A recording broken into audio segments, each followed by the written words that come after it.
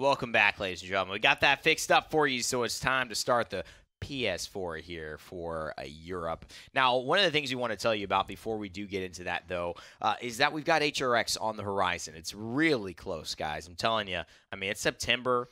You know, it's September 17th because my birthday's tomorrow, September 18th. I know that. And then we have October and November, literally 16th, 18th. It's like 2 months away, like almost exactly.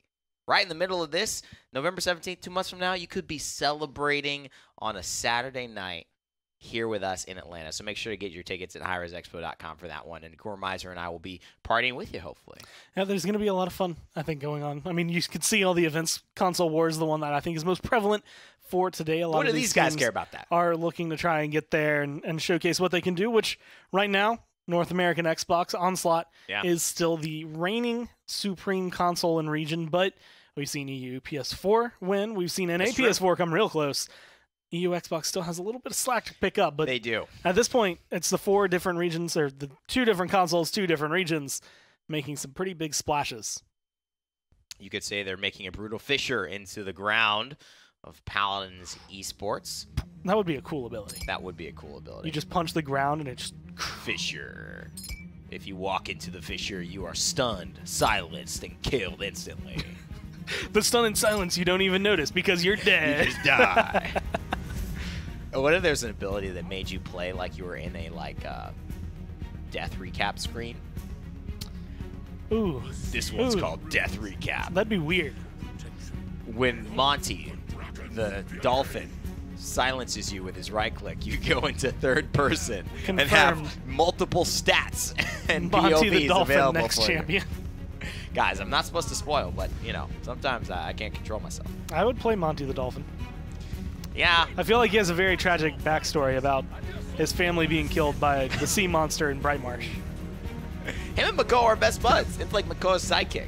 He's one of the other ancients. It's like the comical sidekick, exactly. He's an ancient, Monty the dolphin. That'd be pretty hilarious. Could be an orca. We've seen popular animes utilize the orca thing. You see that in My Hero? I have seen that. Gang orca. Give me a break. His powers. Know. He's like he's super strong, but he's like an orca and stuff. So if it's too dry, he dries up. Top 10 hero. It's like, what? Get up out of here, man. He's in the middle of a fight, dousing a bottle of water on his head just so he doesn't dry up. I'm like, oh my god. Is he a top 10 hero? Really? Who do you think is going to win this game, guys? Who's the top 10 hero for you today? Let us know in the chat. Khan was picked. Khan is definitely going to be looking pretty strong. You're about to laugh. He was stopped himself put there from laughing. On Flashpoint. And this is actually, I think, the set that I was most excited for today, I guess, after I agree. I learned that Onslaught and Curse These Hands was going to be postponed, because I'm excited to see BrutalFissure. I want to see how they can hold up and whether or not Flashpoint is still standing as tall as they were at the end of the spring. They definitely took a little bit of a fall in the summer. So now the question is, how will they do in the fall, especially against Atomic AMK on this Drogos? Yeah, I mean, they're giving up the Drogos here. Benji on the Tinker and Barrack. Lad and Prosper, they've been really working these, the Vivians, the Leons. Made a huge impact. Harvey running the firing line con. So it begins. That is something that has just not shown up ever since people have selected that talent.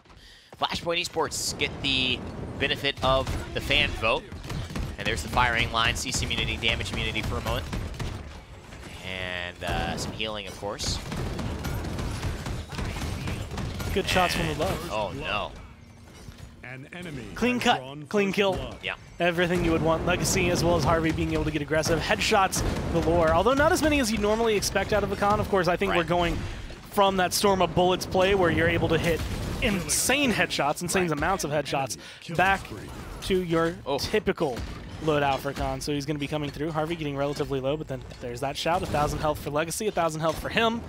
And they're in control of the point. And I like how they take the high ground here, because they force people to just pursue them the long way around because they have to get to the point, which isolates Benji on the objective, which is the problem in the first place. And look at that. He falls that quickly. I mean, the Hunter's Mark combined with the Vivian, so much damage.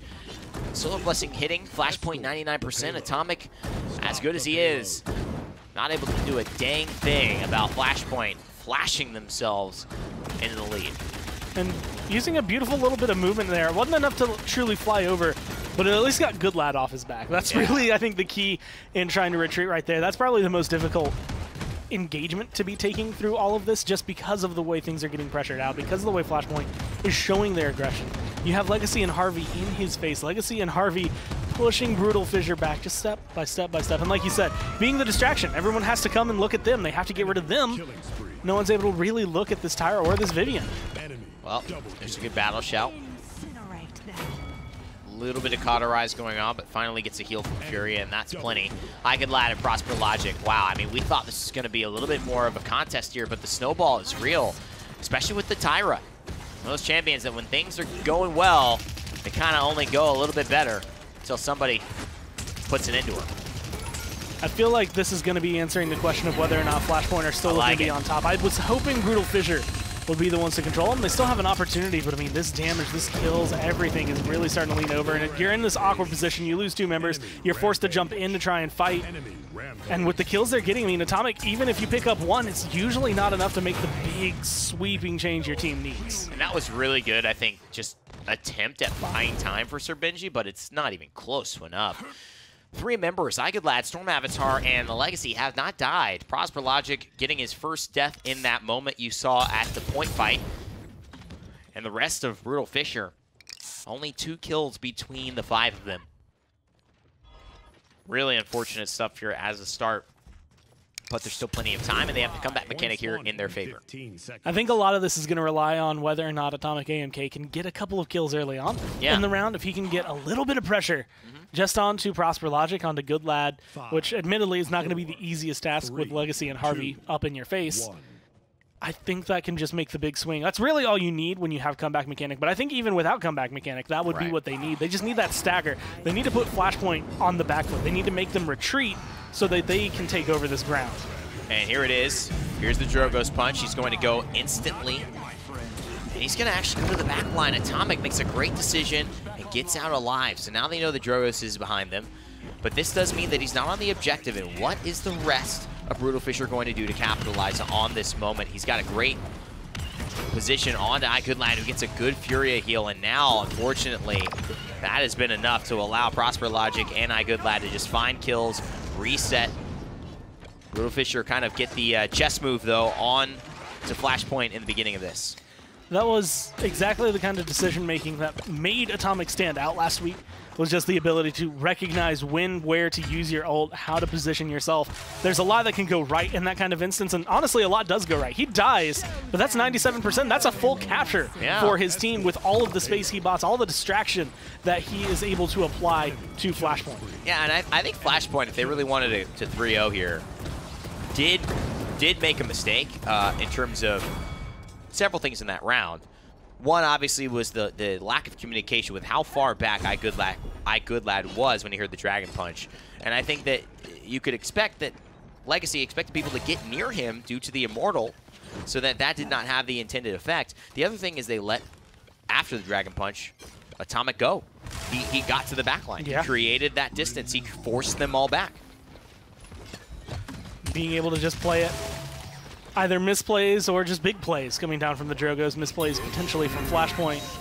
As here comes the Whirlwind, just to top everybody off. This is to try and keep this aggression, ride this momentum so they don't lose that ground they were just barely able to take back. But Flashpoint, ults are starting to come back online. Overpowered was just used and coming up, so now Hamina going to be in this awkward position. Sir Benji as well, just kind of locked down in between members of Flashpoint. Yeah, and I mean, in many ways, really isolating the Makoa when he's in that shell shield, going for the Commander's Grab, which goes through shields and puts him on cooldown. Taking the Fernando on their team and applying the pressure. It's just been a rough game overall for BrutalFissure. They tried to keep the momentum going. You saw just the Whirlwind attempt, but it's, I don't know. It's kind of like somebody in a relationship where it's clear the other person wants to leave, and it's not going to work out. They keep telling themselves, oh yeah, no, it's fine. We're just, we're in a rough spot. The writing's on the wall there. It is. This push is not going anywhere, at least right now. And it's all being held back. It's just beautifully held over here. Right next to the organ, pretty much, for everyone on Flashpoint. They're sitting in the corner. They're waiting for people on BrutalFissure to jump down. And then once they do, even with a dome shield from Barrick, I just don't think they can hold that ground. They aren't able to get in there and plant themselves the same way that Flashpoint has. Look at that. And even when they do, you get that kind of engagement. Sir Benji just thrown against the wall and immediately eliminated. Yeah, the Commander's Grab is such a great setup tool for the boys of Flashpoint right now. They're really waiting to just buy cooldowns, and it's a second and a half really in terms of stall time from when you grab him, that moment where he throws him up into the air, and before he lands. I mean, should you have even captured the objective at this point? That had absolutely no impact to the course of this game. I want to give props to Colterra Scred for, even though he died, trying to hide, just hiding a little bit. Like, no, like Goodlad didn't see him. Goodlad genuinely did not know he was there. I only think it was because there were so many Flashpoint members in the area that eventually you get spotted out. There was no way to really survive it. And then, while trying to run away, unfortunately, eat a couple Sentinels to the back of the head. But if you want to look at the root of the problem, it's not going to be really the deficit in the damage coming down from BrutalFissure. It's the fact that you have a 2 and 8 or a 1 and 6 Makoa and Barrick, respectively. If your front lines can't stand, I don't expect really that your damage can accomplish too much without that space. The Barrick I wouldn't expect to stand, but the Makoa not standing is a testament to Flashpoint and their ability to work as a team and the amount of damage that they've drafted. And especially the Khan. I mean, the shield, that's the one thing that Makoa's, looking for to buy him a little bit of time, and it's not happening at all. They take down this Drogos that quickly, and I mean, that's just the communication that we're talking about. It's the land veteranship, and oh my god, the shred continues. This is a full team fight one. Beautifully done here from Flashpoint. And if you want to know why Atomic is the one I think we keep coming back to, Flashpoint even recognized that Atomic's probably one of the bigger threats on the team, because Overpowered is going to be used to what is going to eliminate what is the highest target we need to eliminate? What do we need to get rid of the most? Typically that is your Makoa. You need to burn him down. Ancient Rage is available, so maybe they're thinking, well, if we grab him, he can just pop that, get his health back and the CC immunity. But that Drogos has been such a nuisance in the past, and I believe would be in this set if it weren't for the fact that his team is just getting walked around. Look at that. Now they're trying to get the Dragon Punch, but there's nothing to do. They didn't force it out. That was beautiful by the Legacy and by Harvey. Ancient Rage Makoa, a lot of people instinctively will press Q, but Harvey knows that Dragon Punch has not been used. He is waiting for me to use it off of something like that. And then all of a sudden, they finish off the Makoa anyways, and then Harvey's there, Battle Shout, Immortal from Khan. From Fernando. It's just a really well-orchestrated team fight, really well-orchestrated composition from Flashpoint. They take that one easily. And learning their lesson from the second round, they recognized that Drogo's getting into the back line, getting a kill with his ult, and then just hanging around back there was really all they needed with comeback mechanic to make all that space. So if you can just get rid of him immediately, you cause everyone else's collapsed in this one little doorway. That's right. All you need is a Vivian, some Sentinels, and Sapper rounds, and those shields don't mean anything.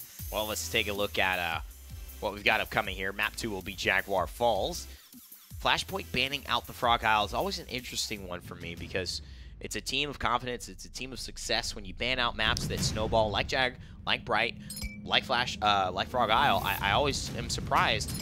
And maybe it's just they don't want to deal with the sniper stuff. I feel like historically they're a team that was always good with the snipers. Like, at least in my mind, every time I think of them going to Frog Isle, I remember them being very successful running Kinessa, so I'm kind of curious as to what their approach is for that. Or maybe it's because they've been so successful on that in the past that teams are starting to recognize how to beat them on there. Of course, there's a lot more champions opened up that make the big difference. Khan has notably been one of them. And I'm wondering if this Khan is going to look anywhere near as good as what we got to see last game. Well, I think Atomic is definitely somebody that they're wanting to get going, and I think they're going for the Bomb King this game around. The Drogo's Fury is something that Flashpoint are happy to take. I think it's something that's going to be successful for them, but the Tyra and the Vivian proved to be really detrimental to the Drogos last match. I just don't know if BrutalFissure will have the ability to execute it as well as Flashpoint, but I think so far so good, and that's a Legacy Makoa if I've ever seen one. And like you said, being able to scoop up the Drogos, it feels like BrutalFissure, it's recognizable again that Atomic is very accomplished on this Drogos. This is when you have to step up and perform on a different champion, which we've seen in the past, but it's going to be very difficult. Fernando Khan is a very strong frontline. Grover is a solid support for it. But I just don't know how well this lineup can handle the Drogos, the Makoa, the Furia, and the Leon, who's going to be shutting down that healing. And I mean, these champions on the side of BrutalFissure, you're like, oh yeah, that's good, right? If you look at Flashpoint's draft. But you look at the fact that Flashpoint's playing them, and you're also like, ooh, that's pretty dangerous. Any of them could go off. And especially when you look at the Leon, he's been the difference for me. Prosper Logic's ability to bring Leon into console as a mainstay when she's not really prioritized like 1, 2, 3 right now has been huge. So who do you think is going to win? Do you think Prosper, Flashpoint, and that Leon combination with the Makoa is going to be valuable and successful this time around? Or with the Khan, go the spoils of the game? Will that be BrutalFissure cleaning this one back up and tying the set, sending it to a third map? I feel like if it was a solo frontline Makoa, then we'd see Flashpoint have a much more difficult time being able to win this. Even with 3 DPS, I feel like it wouldn't quite all swing Nara their 10th, way. by the But way. when they grab a Nara, and like you said, at 10th of all things, I feel like that is kind of what seals the deal for me, right? You can have a lackluster Drogoz, a lackluster Leon, and a Nara still going to be standing just as healthy on the point. Add in the fact that it's Prosper Logic and Good Lad that are piloting the Leon and the Drogoz, and makes it swing, I think, a lot more in favor of Flashpoint being able to find success. And of course, like you had mentioned, Legacy's legacy on Makoa is something you just can't mess with. Yeah. And you know what? It's interesting because I think that the Zen and the Tyra have a lot of synergy, especially on Jaguar Falls. I mean, that Yomi strike hits for 977 with 15% damage amp. How about add 10% more on that? I mean, you're definitely over 1,000 in terms of damage on that last swing. You're close to 1,100. Legacy misses the first hook there. But again, forcing the rest of BrutalFissure back is the goal for now. Getting a couple shots, healing going to come through, but Prosper Logic is the one to find first blood, gets rid of Tarek, and that's going to get rid of the healing for BrutalFissure, or at least most of it, because I don't expect Khan to be filling the exact same role, especially when you have Death and Taxes on the other side, although right now is just going to be Decimation coming down from Flashpoint. Yeah, and that Good Lad, I mean, what a cool, I think, player for this team. You know, consistent, very much fills out the role that needs to be able to flex on the things like the Buck and like the Drogos and, you know, those things that you're just, man, it's hard to find a guy who can do both, right? And I think it's where the meme comes through, you know, get you a man that can do both. And in Paladins, it would be a hit scan and a blaster. You know, if you could do both, that's where you want. But not a lot of teams have that flexibility, and I think that's what makes Good Lad such a utility for this team, to allow Prosper Logic to be on these Leons and stay comfortable knowing that this is what he has to focus on and succeed with. I know the console boys love being able to make their meme, so I want to get you a man who can do both with a picture of Good Lad in the middle. Yep. Unfortunately, though, everyone's getting erased right now from Flashpoint. It's going to be Atomic coming through on the Zen. It was just some pickup kills. It's a little bit too late to make a big difference on the point capture. Honestly, maybe even a little too early to make a difference on the payload push. But it gives them something to stand on, which is exactly what BrutalFissure really needed to get themselves back into there. At least a starting ground as to step back into it. Oh, what a wall. I mean, to me, this just spells veteranship. It just spells... It just spells the land, you know? I mean, when you have this type of... there's no situation I look at Flashpoint and I see them falter. They make the right decisions, they make aggressive decisions, and they're all on the same page. And that, to me, is just something you get by going to these tournaments with your team, you know, and having these moments that define you as a squad, as a club, as an organization, and being able to carry that with you into these online games where even if you have a little bit of pressure, it doesn't feel like a slight bit of heat. Nara putting on a ton of pressure herself, let alone the rest of the team. There's going to be an overpowered, but it might not. No, it's enough. Legacy's going down. They're running slowly.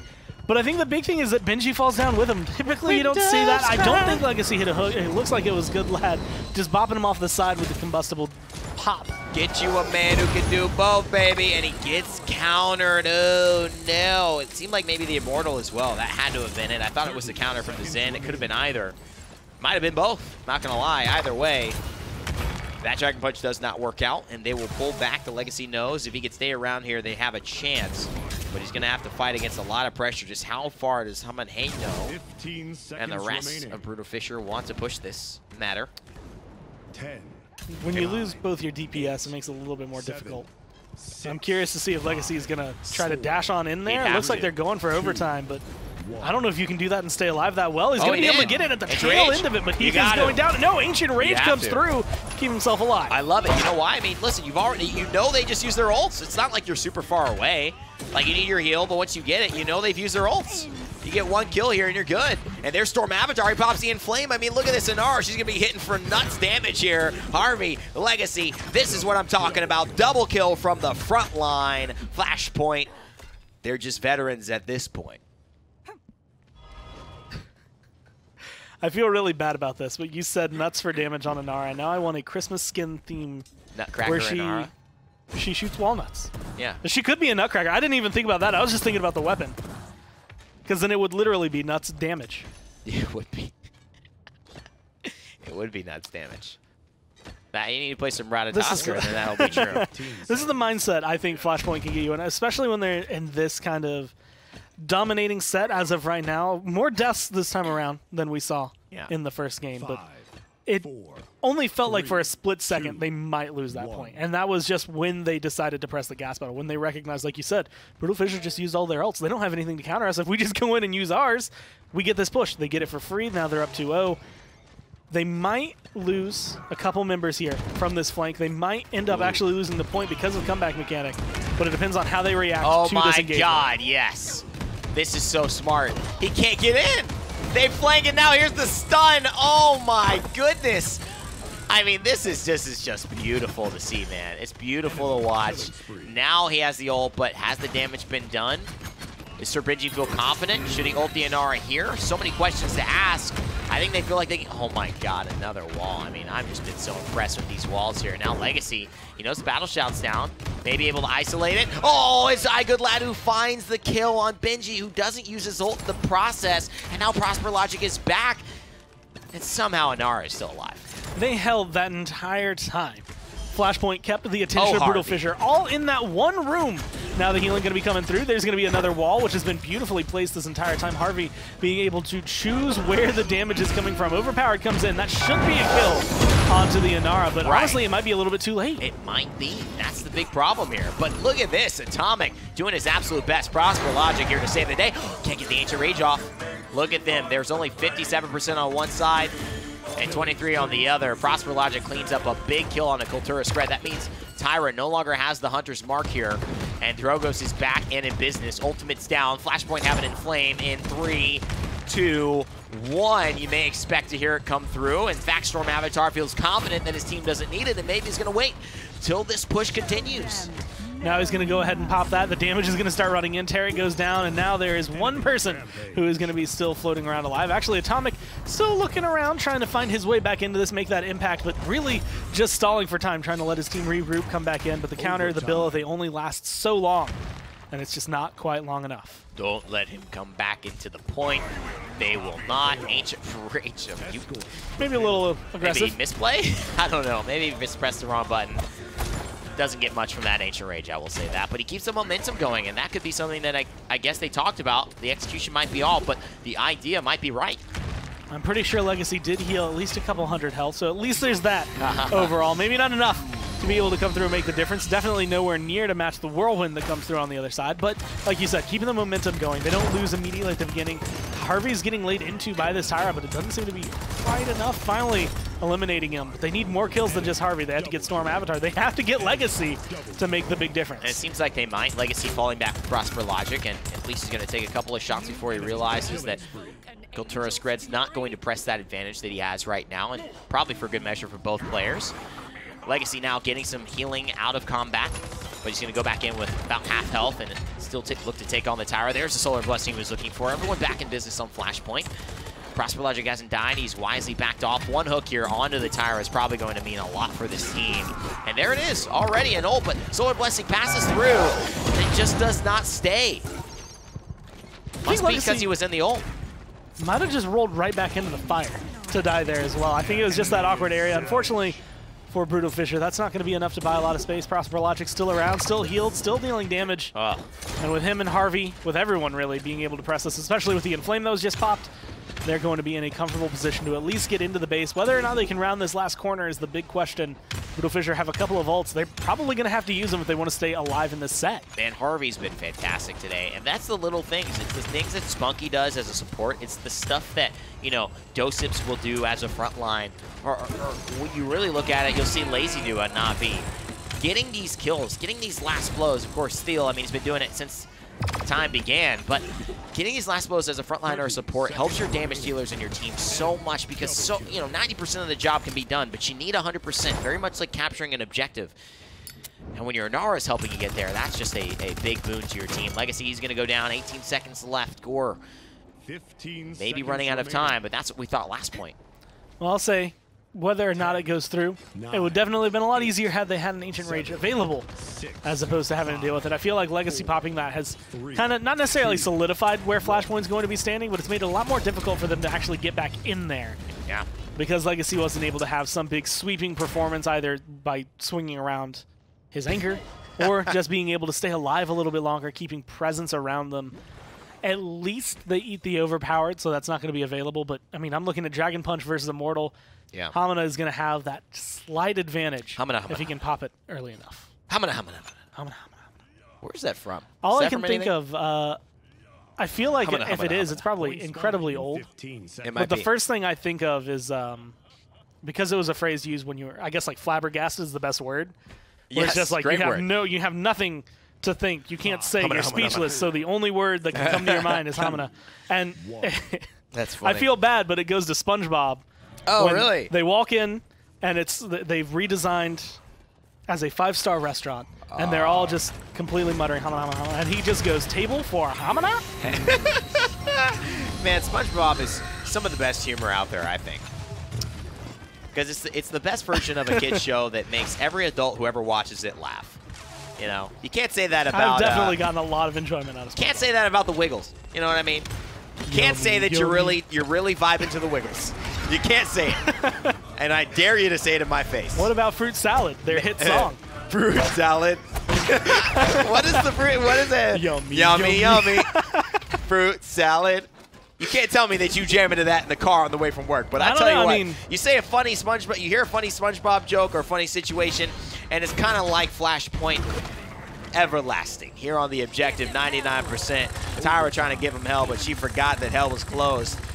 And the angelic nature of her skin seems to be less angelic in terms of, I guess, the presence that she's had on the point. Harvey again with a double kill, maybe looking to get a triple. That's all she wrote. Flashpoint with just one heal on the objective there, as you know, right? That's all you need. You don't need my whole body. Take my heel. Fine. My toe. That should be enough. Okay, I'll be in my quarters. Does get the promotion from, I think at this point, Rogue Stigala to Queen. Whenever the Resistance beats the Magistrate. That's true. If that ever happens. If it ever happens. I have a feeling that fight will be going on for a while. Probably a long time. I have a feeling. I don't know. It's just me. Could be over next batch. You got a feeling? That'd be interesting. And it's done. Magistrate won. That's kind of it. Guys, thank you so much for being a part of Paladins. We appreciate you. That's it. No, I'm kidding. Magistrate are the bad guys, right? Yeah, that would be an interesting world. It would be cool if they won for like a season, and then they control the world for like a season, and then like all their champions came out, and then like Resistance took it back. I don't know. It'd be kind of dope. I don't know. Think about it. Think about Lore Riders. Guys, we're going to take a little... I said Lore Riders. Sound like Lore Riders. Anyways, we're going to take a little bit of a break. We've got a couple more sets left. We've got one more in this region, and then we've got to finish off as well with the final two. I believe it's... What is it? EU... Xbox? I believe it's EU Xbox as well once we finish off last game of EU PS4. So still plenty of console, 3 more sets to come, and we'll be right back after this short break.